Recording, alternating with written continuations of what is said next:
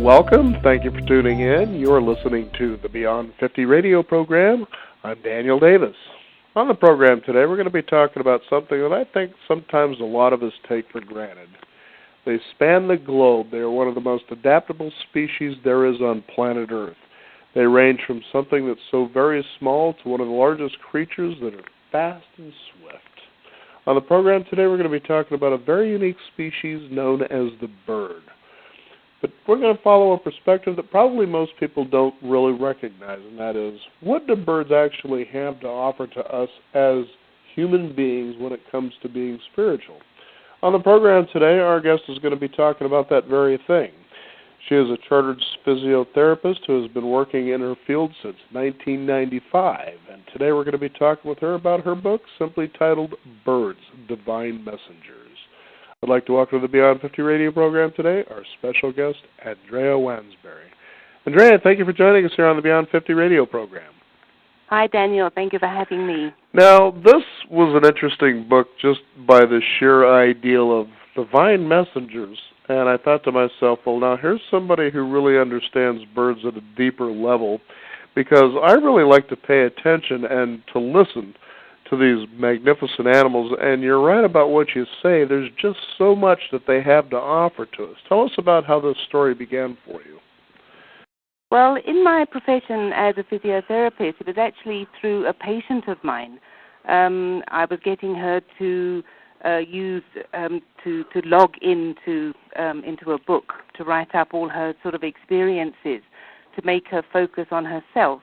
And what happened was that she had these extraordinary run-ins, so to speak, of birds on a Friday and a Saturday and a Sunday. And when she told me about it on the Monday, it sounded quite unbelievable. It started on the Friday when she had a dream of hundreds of sunbirds flying around her head, and then 3 owls sitting very sedately on a branch next to her. And then in real time, on the next day, on Saturday evening, she was coming home from work late one night. She'd been working late, and a plover was flying next to the car, as if it was guiding her home, and sort of waited there until she opened the gate and got in safely into the house. And then on the Sunday, as she was taking her usual walk around a local lake here, and she noticed 3 crows were following her. Every time she sort of was walking, these crows would sort of call to her from tree to tree. Then suddenly, a dove flew at her. And she got sort of quite unnerved about this, and she was a little bit nervous to tell me on the Monday in case I thought she was making it up.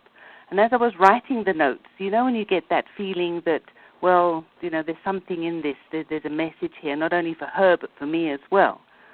Then I happened to speak to a spiritual teacher here in South Africa, and I was telling her about this patient and her extraordinary happenings with the birds. And she said, yes, no, but birds are spiritual communicators. And then she told me the messages of these specific birds that my patient had encountered. And she said that the message of the sunbirds was joy and happiness, the plovers represented guidance, the owls represented wisdom, and the crows represented change, and the dove peace. And knowing that this patient of mine, she had a very traumatic experience about 5 years beforehand and had a lot of problems in childhood. And when I pieced all these messages together, it was so uncanny how accurate it was in spiritual guidance. Because basically what the birds were telling her, that she would only find joy and happiness, which was the sunbirds, once she'd made the wise decision, which is the owl, to deal with her negative beliefs that were holding her back. And these positive changes, which is what the crows were trying to get over to her, would only come, and peace of mind, which is the dove, once she starts working on these fears. And to know that she was never alone and always being guided. And that was the message of the plover. And it was from that suddenly catapulted me into, well, I've got to look at birds on a deeper level. And that's what I did. I made a study of the birds from an esoteric point of view. And it was quite fascinating. Even more fascinating is that a particular bird known as the cuckoo sort of actually kind of got your perspective actually in balance when it comes to something like that. Tell us about that. Well, being sort of in the medical field, and I've got a very sort of scientific mind, and sometimes, we need proof ourselves. And what happened, just to sort of confirm everything. And I had this sort of annoying feeling that I needed to come to the United States of America, and I had no idea why. I'd never been there before. I didn't know anybody there. And I was sort of deliberating, do I, don't I, do I, don't I? And then one evening I was watering the garden, and suddenly I was aware of, this bird flew straight at me. And immediately I sort of ducked out of the way, and I thought, gosh, now that bird hasn't got its pilot's license yet.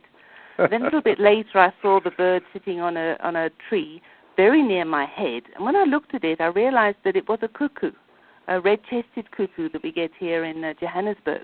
But what is fascinating is that cuckoos aren't suburban birds. They'll fly overhead, but they very seldom settle in trees in the suburbs. But even more remarkably was a couple of days later, this bird, it just wouldn't leave me alone. It was rapping on the window. It was sitting on the windowsill on my car when I went out to go to work. And one day it even flew into the house and landed on the sofa. And that gave me a bit of a fright. And I thought, nope, this bird's got a message for me. And the message a cuckoo brings is trust. And basically it was telling me, go to America. There is a higher reason for it. I might not know what it is, but you must go. And I went. I spent a month there, had a wonderful time. To this day, I can't tell you why I was meant to go, but at the same time, I came away, I can put it in a different sort of vibration. I felt different. So something did happen at another level. And to trust, that's what the cuckoo was telling me, that there was a reason. Now, it's interesting, Andrea, because I was thinking just now as you were talking about the cuckoo, is that there was a time that I was out at one of our national parks here in the state of Oregon, up in the Northwest, and there happened to be these, red robins. And anyway, there was a point where I just kind of got curious, and I threw a peanut out, and this robin swooped down, and this was within the campground that I was at.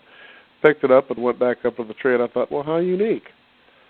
So I turned around and I started throwing more and more, and pretty soon it seemed to be a couple of them. They'd swoop in, they'd grab these, and they'd go back over the tree, and then eventually they were getting bolder and bolder, and I thought, well, how many of these peanuts are these birds going to be able to handle here? And obviously they were storing them, but it sure was a lot of fun just to see how close you could get these birds to come.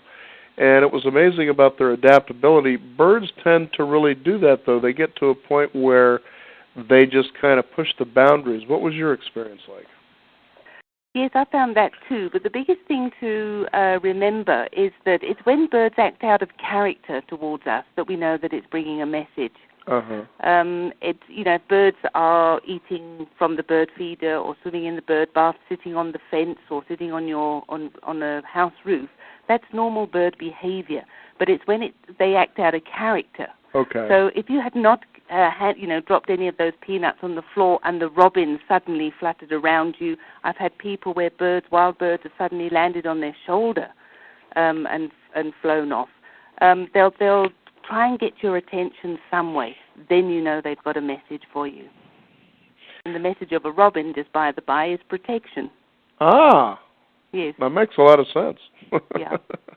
Now, but it's wonderful. Birds are very healing, and not only are they spiritual communicators, but their bird song have been proven now scientifically that they create healing.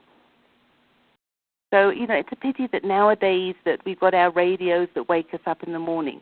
In the olden days, it was just beautiful just to wake up to the bird song, with the dawn chorus, and in our busy lives today, we don't make time to listen to the birds.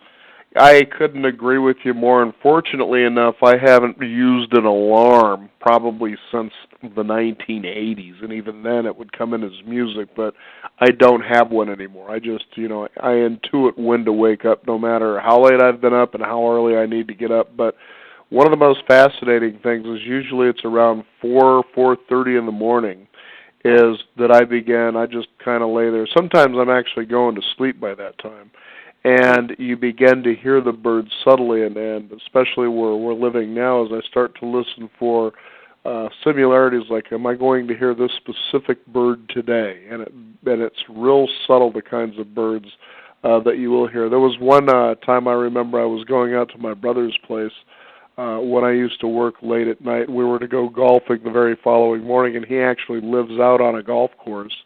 And it was really neat to get out because I had to get out to open the gate to drive my car through, and then, of course, to get out and shut the gate again. And as I got out, of course, it's just dark out here, and it's probably about 4 or 4:30 in the morning, and I was listening to, I guess they were swallows, and they make this neat echoing sound, so you can never really pinpoint exactly where this animal is because, for one thing, it was too dark to really see them. And I just found myself fascinated for about the next 10 to 15 minutes just sitting out there quietly listening to this reverberating echo, trying to pinpoint where is this animal at in the sky. Yes. And again, the message of swallows is acceptance. So whether that made any sense to you at the time. It was what again? Is acceptance. Acceptance, okay. Yes. So, yes, but, the thing is that nature itself is our greatest teacher, and all we're doing, mankind, is destroying her. Mm-hmm. And also we've forgotten that we're energetically connected to all of nature. The divine often speaks to us and guides us through this medium. I've always said that nature's wisdom is divine wisdom. And the thing is that birds are a big part of the natural world of spiritual teachers. Because birds really teach us the precious and what I call the timeless universal principles. Sort of spiritual truths, things that we need to do to be able to sort of get on, to move forward in life. Mm-hmm. The subtler things. Andrea, here was something I found really fascinating as I was reading your book, is that you talk about birds as, let's say, a possible incarnation or a conduit of the spiritual world. Yes. And why that struck me is a good several years ago, I had did a segment when I was on National Public Radio based on a book called The Afterlife Experiments. Okay, yes. And what they did is they had gathered together, I think it was 3 or 4 very well-known mediums from around the world, one of them being John Edwards. I'm sure a lot of people know who that is. Yes, And the whole idea was to find out, is there truly, a way for the afterlife to communicate with us? Mm-hmm. And basically what they did is they tested these mediums out for accuracy, and they were hitting it right around 90%. And it's interesting, one of the things they talked about is, why are we so hard about mediums being able to do what it is they do, that they have to be 100% accurate, when we celebrate Michael Jordan, who averages 45% when it comes to shooting free throws or shooting in general? And it was the reason they said is because when he hits one of those 45% shots, it's miraculous. It's usually the game-winning shot, or it's one where the game's on the line. So, but with mediums, we've got to hold them to a higher level. To hear these guys are hitting 90, 95, 97% accuracy, which I thought was amazing. But what I'm getting at is there was a particular story, as you read the Afterlife Experiments, is that it started bringing tears to your eyes to realize just how common or often the other side is really trying to communicate with us. One of them had to do with a bird that was tapping on a window that was trying to come and actually communicate with this one particular person. I don't remember the whole story, but I just remember the bird itself.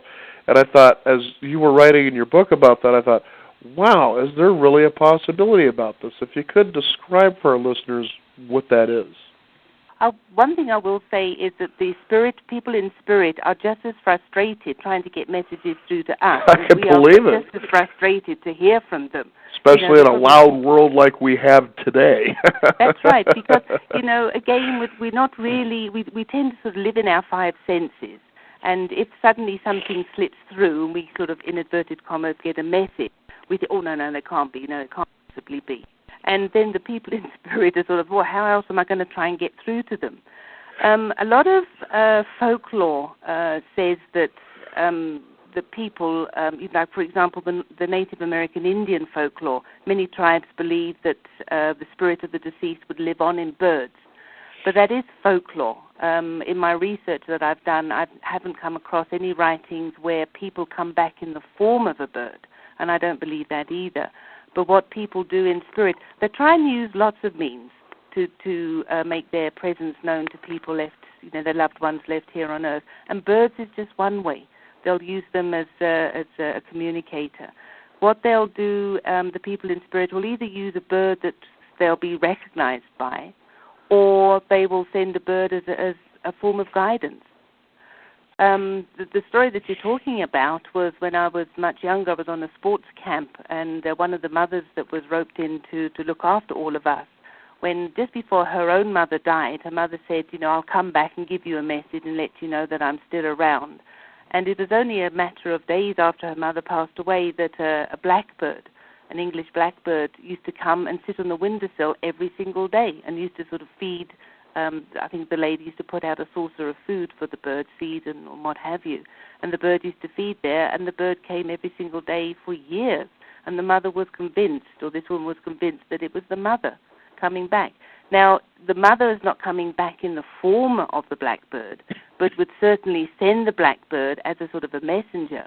And the blackbird, which is part of the thrush family, the message of the thrushes and the blackbird, is the mother archetype, is nurturing and caring. So it's a sort of a very apt bird that they would send. I was on a radio station here in South Africa not that long ago, and a lady, an elderly lady, had lost her son in a tragic car accident. And in the one particular house that they were living in, there were particular birds that we have here in South Africa called red bishops. They're part of the weaver birds. Beautiful, bright red birds, almost as red as the cardinals that you have there, but a much smaller bird. And when she moved house after her son had died, she had to move into a smaller house, and there was no red bishops there at all. And then suddenly, one day, because this woman became very distraught that she hadn't heard from her son, and she just wanted to know that her son was still around, was still there. And suddenly, out of the blue, this red bishop came along and started tapping on the window. And there was no other red bishop seen in the neighborhood. Now, again, it's not the son coming back in the form of the red bishop, but was using the red bishop because it equated to the house that they used to live in together. And these birds were often seen in the garden, and the mother's favorite birds. The book is Birds, Divine Messengers, our guest today, Andrea Wansbury. Now, Andrea, it's really fascinating as you go through this book, but one of the questions that really came to mind is, if you could, for our listeners, tell us how you came to intuit or know what specific birds or bird species, what their symbology is. Okay, from their messages point of view. Exactly. Like, for instance, you were talking earlier about how the crow, and then there's the owl, and then, but you have things like condors, you have chickens, there's just a whole array. How you came to know what their symbology is, what their message is, as you said? What I did is that my entire life I've been pretty intuitive. I sort of hasten to use the word psychic because we're all psychic. But I'm able to pick up sort of messages. So many of the birds I got in meditation. I would sort of sit quietly. Because after this spiritual teacher gave me the initial messages of birds, and it got me on a roll to try and understand birds from this, as I said, esoteric point of view. I used to sort of take a particular bird, I used to look at its picture, and then go into a meditation and just ask the universe, what is the message here? Sometimes it would come right out of the blue, and I think, yes, that's it. Other times, I'd take a few days before it would come through. But when it came through, it's that sort of gut feel knowing, yes, this is it. And sometimes when I then would read about the bird, it's quite interesting. I mean, for example, the message of a toucan is boundaries, how to set boundaries. And I got that message in meditation one night. The following morning, when I was reading about toucans, I found that they live sort of communally, and they've got all these lots of toucans trying to live in a little sort of tree area, in a little hole in the tree. And as you know, the toucans have got very big beaks. So what they do is they turn their head and they lie their beak down their back, and then fold their tail up. And when they all do that, they can get more into this tiny space. And suddenly I thought, well, that's obvious that it's boundaries. It's almost sort of symbolically playing out the message that I got. So that's how I did. I'm still getting messages now because obviously in the book I couldn't put every single message down, with limited space. Right. But I've covered about 100 birds from all over the world. But even now on my website I get people writing to me from all over the world and say, well, I've just had a run-in with this particular bird. A lady from Tucson, Arizona phoned me, wrote to me, emailed me, and had a message being given to her by a verdin. Now, again, that night I went into meditation to be able to get the message. So I'm lucky in that respect, that I'm able to sort of intuit the messages. Well, when you talk about Arizona, you kind of wonder what the message of the Roadrunner is to stay away from the coyote and just keep moving on. Well, the Roadrunner is part of the cuckoo family. I don't know if people know that. Ah, okay. No, I didn't know that, actually. Yes. Yeah, it's part of the cuckoo family. So, and again, trust. So, yes, trust that you're not going to get caught by the coyote. Now, one of the things that I really enjoyed in here, my favorite bird, I always thought if I was to come back as a reincarnation would be to be the eagle. And right. I don't know if that's because of part of my Native American blood, but what I do know is when you look at this magnificent creature, it just floats effortlessly over canyons. I mean, there is that sense of freedom, and that's exactly what you describe in the book. And what also caught my attention, too, is that you had dreams of flying starting as a little girl all the way up until you were in your 30s, as you said. Interestingly enough, if I might say for the listeners out there, is that I have been a lucid dreamer since I was a young boy, and that was one of the, I would like to call, rites of passage into the realm of lucid dreaming, is learning to be able to master flying in the dream.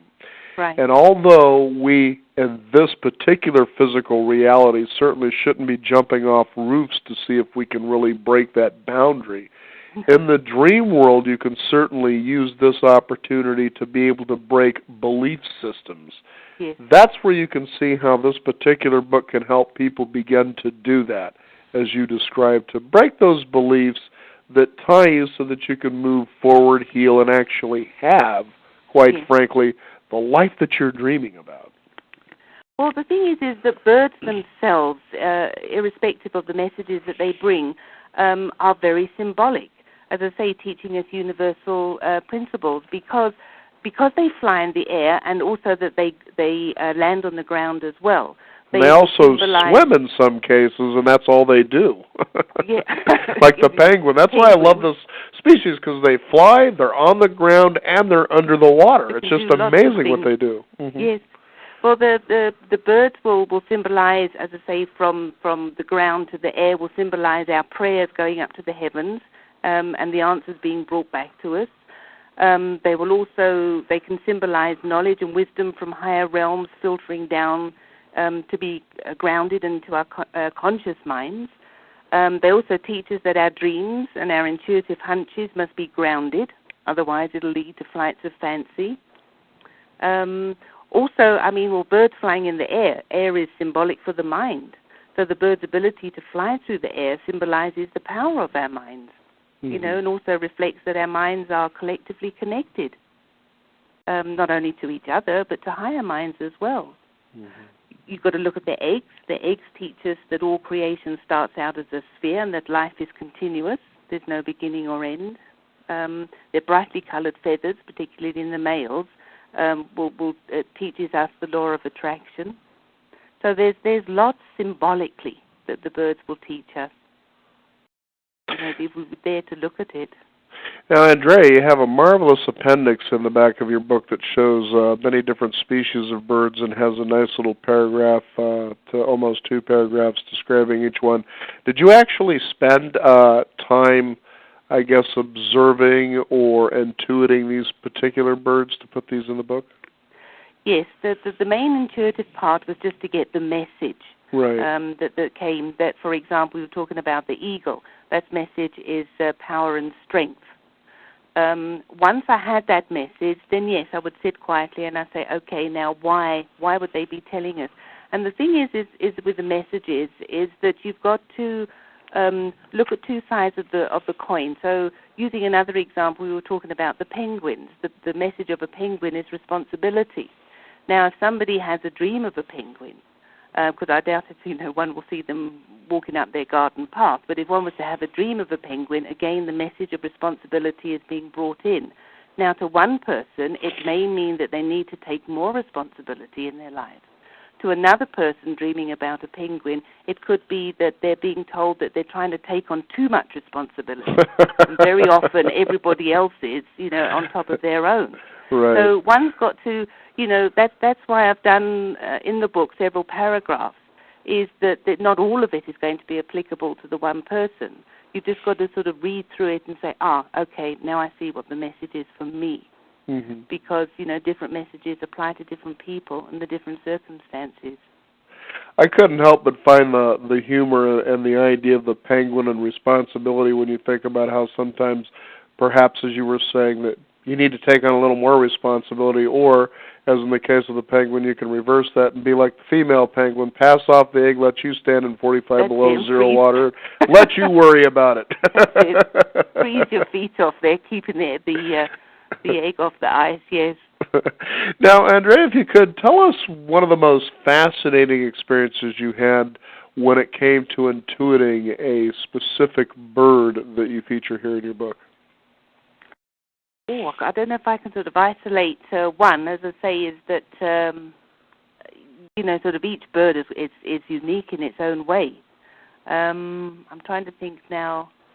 I think maybe, you see, again, you were saying about how you like the eagle. I also find that, you see, when a bird comes momentarily into your life, like rapping onto the window, that would indicate that it's got a message or guidance or inspiration for you at that time.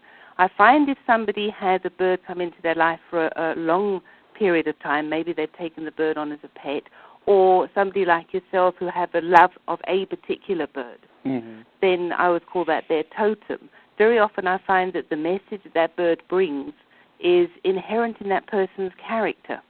Oh. So, for example, I don't know you, but the fact that you like the eagle, and your dreams have always been about the eagle, whether it's you're a person who has a lot of inner power and inner strength, or, again, looking at the other side of the coin, whether that's something that you admire in others and are working towards building up.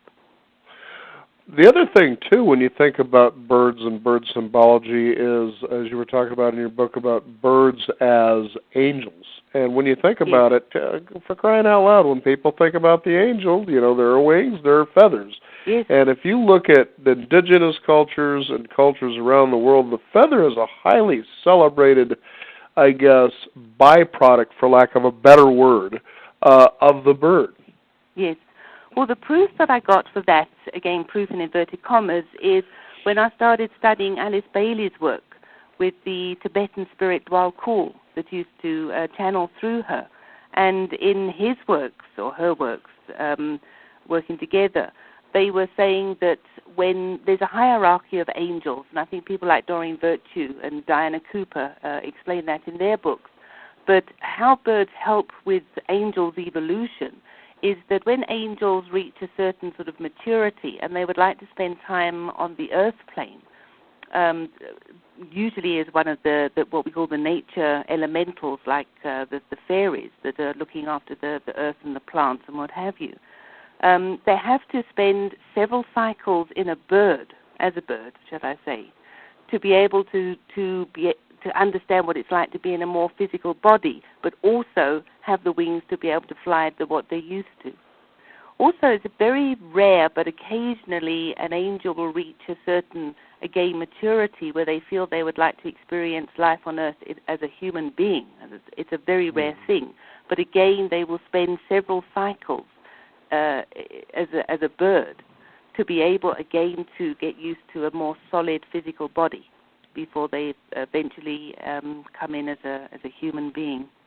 And that's when I sort of, there's the link between birds and angels, is the birds literally are sort of a bridge between the angelic realm and the earth plane. Mm-hmm.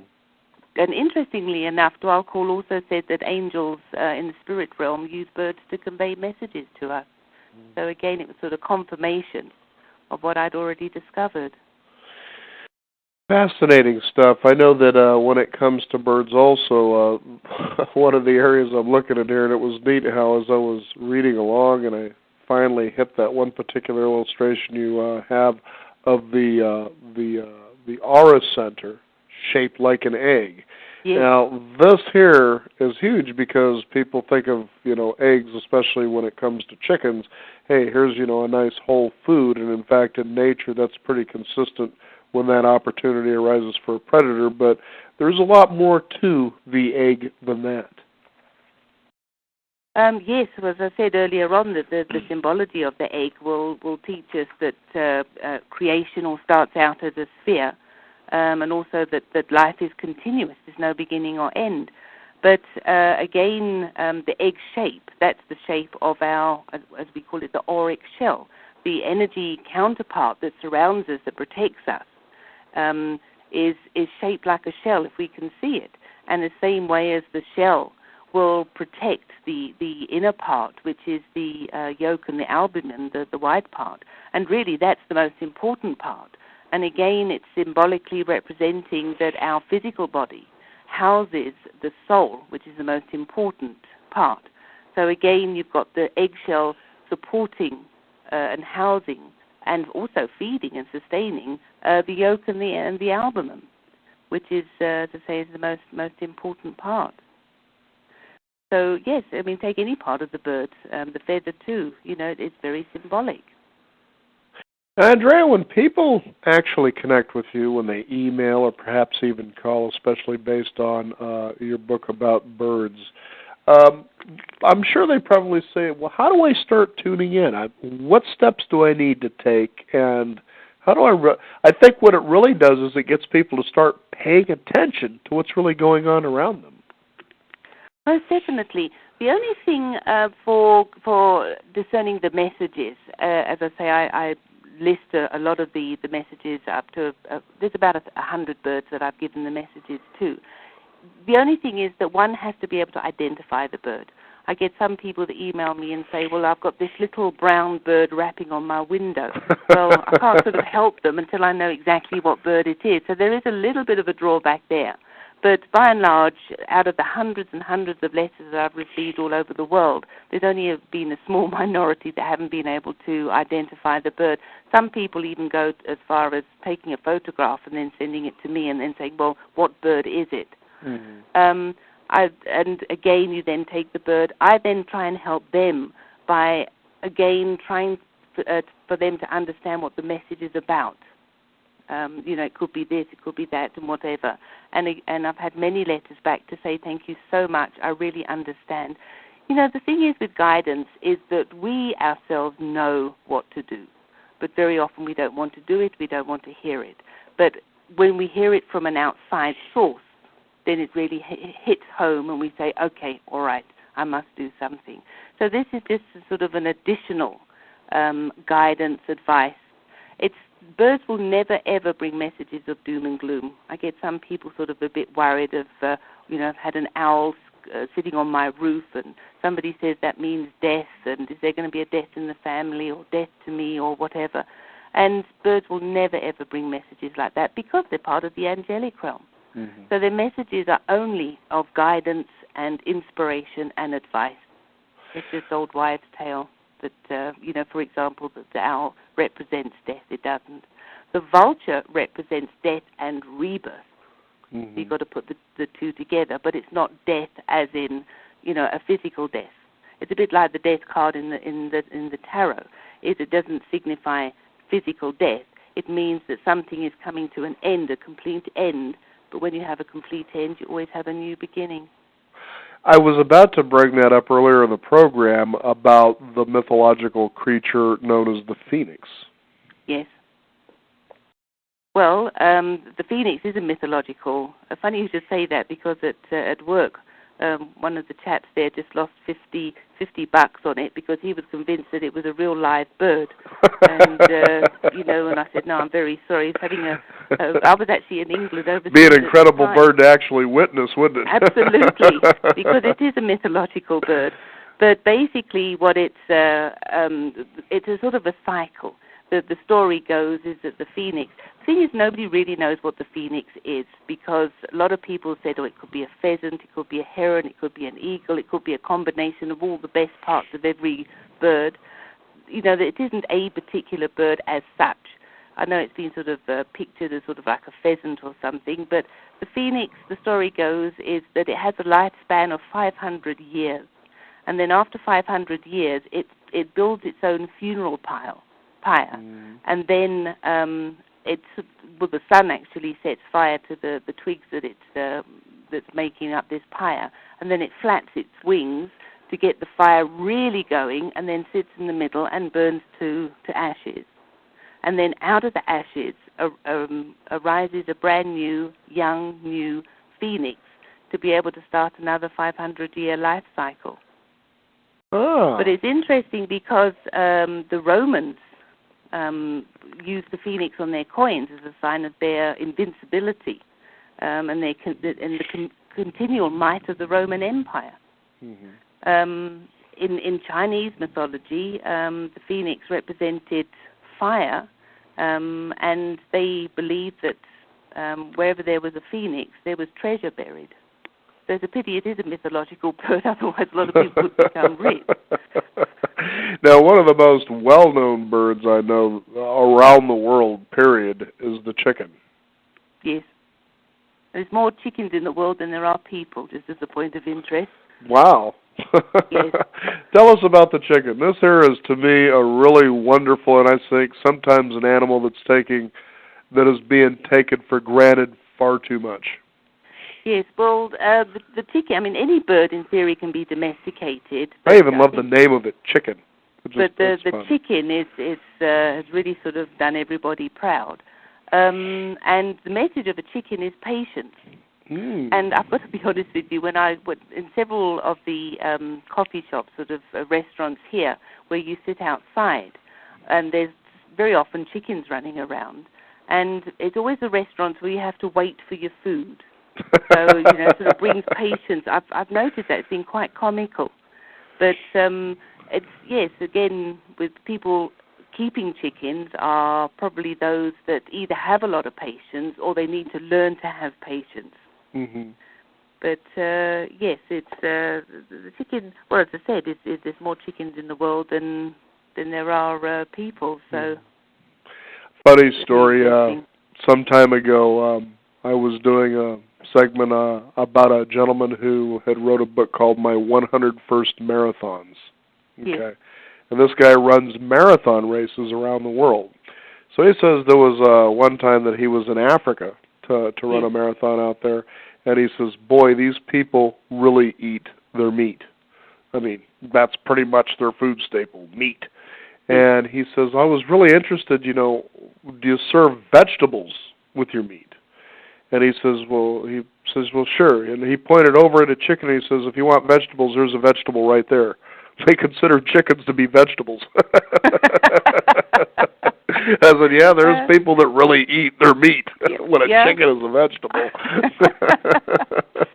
Just as a point of interest, sorry, just very quickly, is that the cockerels, you always see cockerels traditionally on weather vanes. And that's because in the olden times, people always sort of thought of cockerels as being vigilant birds. So they would sort of put them right up on a vantage point, like a top of a church spire or something, so they could see all around. And that's why we always have the cockerels as weather vanes. Now, here's something I'd like to do before we end the show is, first of all, tell us about the world's smallest bird and what its symbolism is to the world's largest bird. Okay, well, the world's smallest bird that we know of is the Cuban Bee Hummingbird. Okay. And it's about 2.5 inches from the tip of its beak to the end of its tail. That's a small animal. And that is one of the things that I would really, really, really love to see. It's one of those things before you die, it's on your bucket list, and that for me is to see the Cuban Bee Hummingbird. It's a beautiful bird. I've only seen pictures of it. But what's interesting is that the largest living bird that we have today is the ostrich. And the Cuban Bee Hummingbird is the size of an ostrich eye. Wow. So if you took the Cuban Bee Hummingbird and lay it over the ostrich eye, same size. So if anybody sees an ostrich and looks at their eye, then they can get an idea of the size of the Cuban Bee Hummingbird. And have you come to know what its special messages or symbology? Hummingbirds are forgiveness. Okay. And the message of an ostrich is groundedness, to be grounded. With forgiveness, I had a lady write to me not so long ago that she was standing at a bus stop, somewhere in California, I can't remember where, and suddenly and there was quite a few of them standing at the bus stop, but she didn't know anybody, and this hummingbird just flew at her and landed on her raincoat that she was wearing on her shoulder. And she tried to sort of brush it off, as you do, and then it sort of flew around and came back again and landed on the other shoulder, and she's trying to flap it away. And funny enough, another lady standing at the bus stop said to this woman, I think this bird's trying to give you a message. So she went straight home, and she got onto Google, and she found my website and wrote to me. And I said, well, the message of a hummingbird is forgiveness. And she wrote back and said, oh, yes. She said, I know exactly where that applies in my life. I know who I need to forgive. So again, it was just sort of concrete proof that, as I say, we all know what to do, but we're very often stubborn. We don't want to listen to the guidance. Well, it seems a lot of that gets beat out of us through the school system as we're growing up, not to trust, and whether, it's about whether you're right or wrong, and if you're wrong, you get punished about it, even though you might have intuitively been right. Yes, yes. Yeah, crazy stuff. Now, the last symbol I'd like to touch on here is one that is, I'm sure, fairly universal, and it's one of those, I guess, old wives' tales, if you will, but it's the idea of the wishbone. Yes. Now, what happened with the wishbone, it isn't so much an old wives' tale, but it was considered to be lucky. I don't know whether it's because it's in the shape of a horseshoe, and I don't even know where people decided that the horseshoe was lucky. It's funny the things we come up with as humans, isn't it? Yes, I know. There must be a reason somewhere along the line. I don't know if people know with the wishbone, it's supposed to be if you, with the little fingers, hold each side of the wishbone and right. you pull, you make a wish, and the person that gets the larger part is gets supposed the wish. to... Yes, gets. You don't think about the animal who's donated the wishbone doesn't feel very lucky. Yes. But very often in the olden days, chickens were used as payment to the physician or the healer of the tribe. And part of the healing service was that the wishbone was removed from the dead chicken and given to the patient to hold while prayers for healing were said. And very often that's how the name wishbone came about.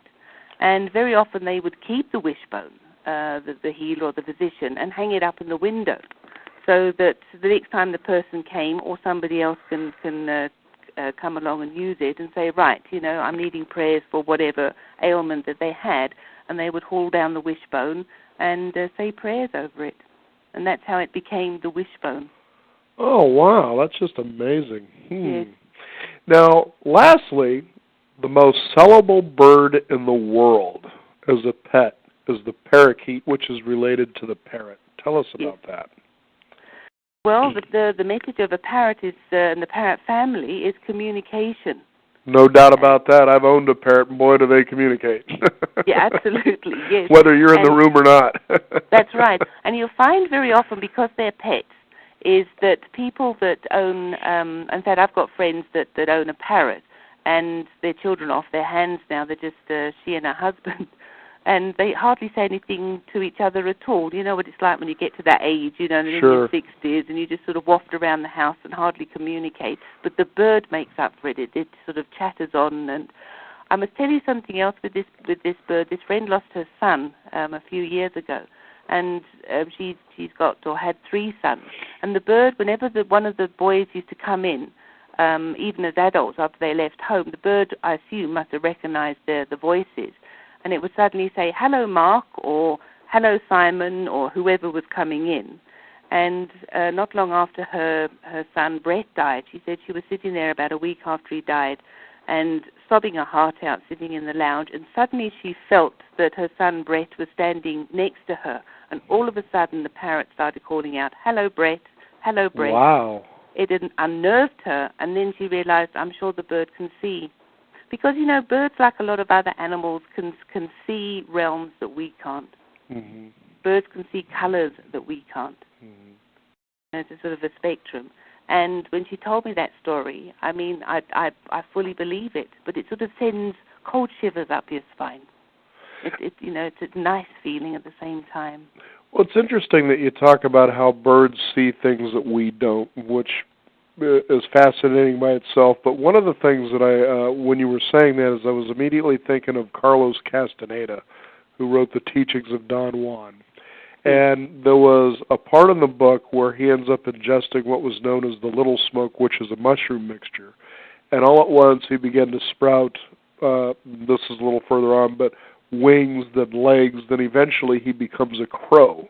And what's fascinating as you read about this in the Teachings of Don Juan is that as he begins to fly, that he begins to see different, as you were talking about, shades of color. So a crow knows the difference between something that's living and something that's dying. You always notice a crow happens to be somewhere when something is either at death or about to die, just kind of waiting, because they can actually see this. But it just made me start to see crows in such a different way than we typically tend to see them as pests, you know, or messengers of death because they're black. And I really kind of, at that point, started thinking, you know, I'm kind of taking offense with this idea that these are animals associated with death, even though there's a relationship there, but in a good way, just like the raven. Yeah, that's right. Well, the thing is it's old wives' tales, and it comes from an era where religion was sort of had a huge hold on people, used to frighten people. People didn't have the knowledge then that they have today. So that's how a lot of superstitions came about, was that it was people trying to make sense of the world around them, basically. So, for example, and this is a true story, there was a case, and we're going back in the sort of the 1600s, where there was a massive thunderstorm. I think it was in England, and everybody's barn was burnt down except one, and in that barn were swallows nesting. So again, suddenly they decided, well, if you've got swallows nesting in your barn, then it'll never burn down, and hence a sort of a superstition is born. It's not true, but that's how they try to sort of understand things. And it's sad that people still today have that, you know, a lot of birds have that stigma, the sort of old age superstitions attached to them. And ravens, yeah, as you say, and that's because they're black. You know, any sort of black is associated with nighttime and evil and witches and stuff like that. I mean, in England, the tombstones used to be called raven stones. Black isn't a, you know, black is, well, the American Native Indians, they see black as the symbol of nothingness from which creation is born. Right. So it isn't a negative color by any means. Again, well, I will say that the ravens, the crows, the corvid family are the most intelligent birds that there are. Parrots come a close second, but the crows the corvid family, which include the ravens, very, very intelligent. In fact, in Japan, one town there, they're having problems with crows building nests in the telephone wires and in the electricity wires as well. And so they've got a whole patrol that they call Crow Patrol, that their job is to go, these people is going to pull down these crows' nests. But what the crows are doing, and they're now building dummy nests. So these guys are now climbing up ladders and desks to find as close to the highest tension pole that we can come up with. That's right. And meanwhile, you know, these are all dummy and decoys, you know, and they're sort of bringing up their young in other hidden nests, you know. So, I mean, this is how clever ravens are. That's funny. That is so funny. I just had this image when you said that. For anybody who's ever enjoyed the Walt Disney film Dumbo, yes, there's a scene where the elephant finally gains flight, and there's these magpies that happen to be hanging out. First they're criticizing him, but then all of a sudden, you know, as he's flying, they're up there chattering away. And don't get me wrong about this. This is certainly not a prejudiced racist comment, but they're such as a group of black people. Oh, look at man, he's just flying around like a big old bird. You know, they're just chattering away. And I thought it was so funny how Disney depicted that. But magpies are very chattery type birds. Yes. Yeah, again, part of the crow family. Yeah, I've forgotten about that. It'll be years since I've seen Dumbo. Now you mentioned it, I remember it. Yeah, I just cracked up laughing again just to listen to these as they're following along with this elephant. They're all chattering away, hey, take a look at this, and he's doing this. And I thought, man, that is funny the way they depicted that there. Again, for you just tuning in, we're talking with Andrea Wansbury. Her book is Birds, Divine Messengers. Transform your life with their guidance and wisdom. Now tell us, how can a person transform their life? I think one of the first steps you can take is just enjoy, if you have that moment out there, for the birds that are around you, just to listen, to observe, and to really, absorb and enjoy that experience. But how is it that they can heal you? I know earlier, and you've said even just recently, that, it's about you really beginning to trust in yourself, and that these are symbols that kind of come into you to show you, hey, you're kind of moving in the right direction. But what other ways can they do this? Basically, as I said, is that the bird songs in particular are very healing, and they're proving that scientifically now.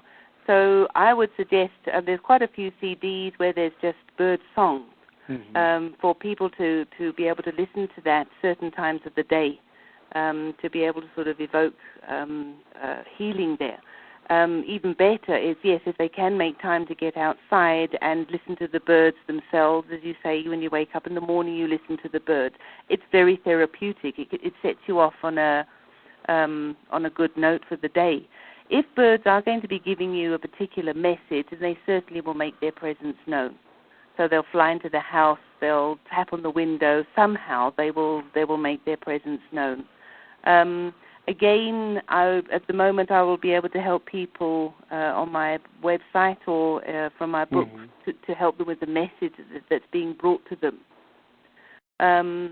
But, yeah, just sort of being, you see, a lot of it will happen at a sort of a subtle level.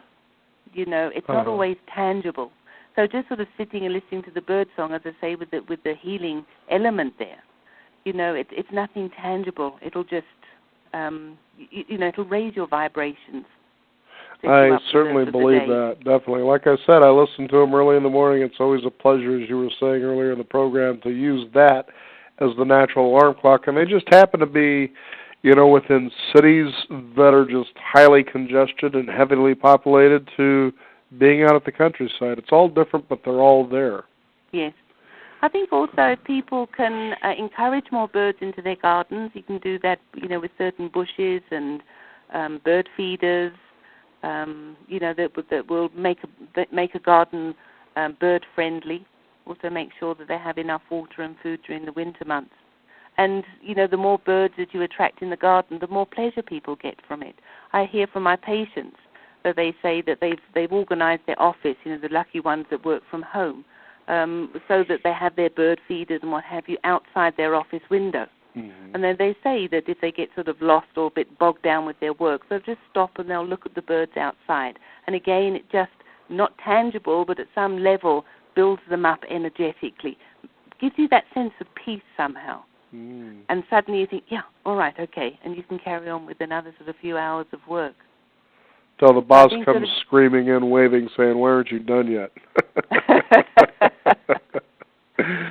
Well, the birds calm you down so much you wouldn't even worry about the boss. Completely agreed. Now, Andrea, if you could, for our listeners, go ahead and give out your website where they can find out more about your work. Okay, I'll spell it for you. It is my name. It's in small caps, www.andreawansbury.com. Birds, Divine Messengers, transform your life with their guidance and wisdom. Andrea Wansbury, I'd like to thank you for joining us here on the Beyond 50 radio program. Thank you very much, Daniel, for having me. Thoroughly enjoyed it. Thank you again. Thank you. Bye-bye. I'm Daniel Davis. We thank you for tuning in. Again, start paying attention to what the birds are sharing with you. We'll also encourage you to visit us at our website, which is beyond50radio.com, and sign up for our free weekly e-newsletter. We'll have a hot link for this Birds Divine Messengers book there as well. I'm Daniel Davis. Again, thank you for tuning in. This is the Beyond 50 radio program. Remember, live your day past halfway.